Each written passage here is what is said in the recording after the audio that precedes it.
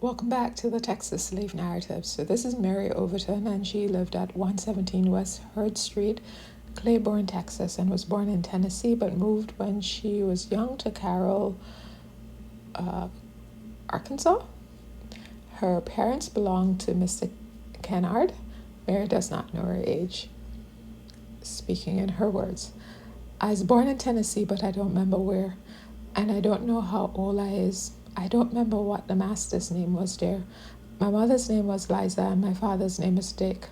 When I was about 4 years old, my master and mistress gave me to their daughter, who married a Dr. James Cox, and they come to Texas and brought me with them. The master in Arkansas, which gave me to his daughter, was named Kennard. I never seed him but one time. That when he was sick and he had all his little N-word dressed up and brought to see him. Dr. Cox and his wife and me come to Fort Graham in Hill County, Texas from Arkansas. We was about 2 weeks coming. Fort Graham wasn't no regular fort. There was just some soldiers camping there, and there was a little town. Lots of Indians come in to trade. Then the doctor got a farm on Nolan River, not far from where Claiborne is now, and we went there. While we was on the farm, I got married. My husband was Isaac Wright. I had 7 children by him, and my second husband was Sam Overton. Him and me had 2 children. I wasn't married to Isaac by a preacher. The slave wasn't generally married that way. They just told their master they wanted to be husband and wife, and if they agreed, that was all there was to it. They were said to be married. I heard some white folks had weddings for their N-words, but I never did see none. My master had bought 4 slaves. He sold and bought slaves several times, but he couldn't sell me because I belonged to Mrs., and she wouldn't let him sell me. I cooked and washed and ironed and looked after the children mostly. They had 3 children, but the missus died when the least one was about 6 months old, and I raised the 2 older ones. There was 2 boys, and they was about grown when I left after freedom. We slaves had good enough house to live in. We didn't have no garden. I wore cotton dresses in summer and linsey dresses and a shawl in the winter. I had shoes most of the time. My white folks was pretty good to keep me in clothes.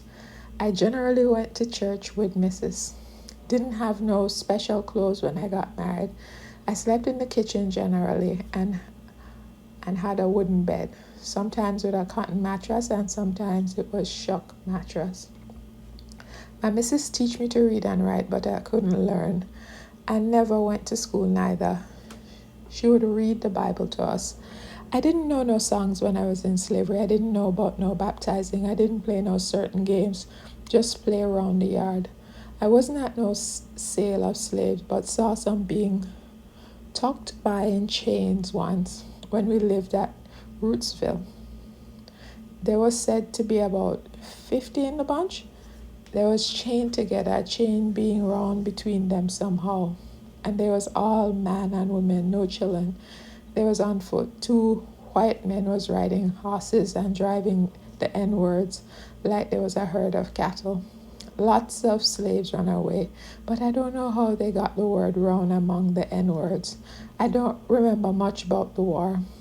There wasn't no fighting where we was, on the farm on Nolan River.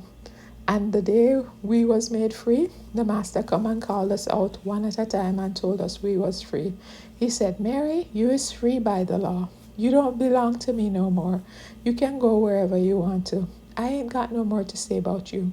He told us if we'd stay a while, he'd treat us good and maybe we'd be better stay, as the people was pretty much worked up. The rest of them stayed about a week and then they went off and they never come back except Isaac. I didn't go, but I stayed a long time after we was made free. I didn't care nothing about being freed. I didn't have no place to go and didn't know nothing to do. There I had plenty to eat and a place to stay, and that was all I knowed about. When I left, I hired out as a cook. I got $10 a month and all the food and clothes and a place to sleep. I didn't spend but 1 dime of my pay for 8 months. I bought candy with that dime, like a walking stick.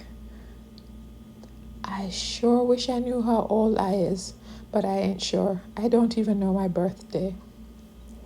Quote, brackets, according to some white persons who have known Mary for a long time, calculated from information Mary had given them as to her younger days, when her memory was better than it is now, she's probably more than 100 years old. So a lot is going on in this, and of course, we're at the end there.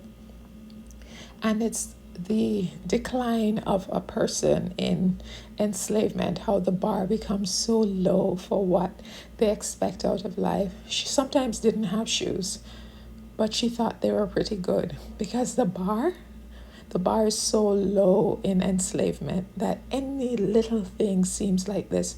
Oh, but at least I'm not being chained and sold around. That kind of low bar for humanity is really one of the really degrading things about slavery, because it makes you expect so little when you deserve so much. Thanks for listening.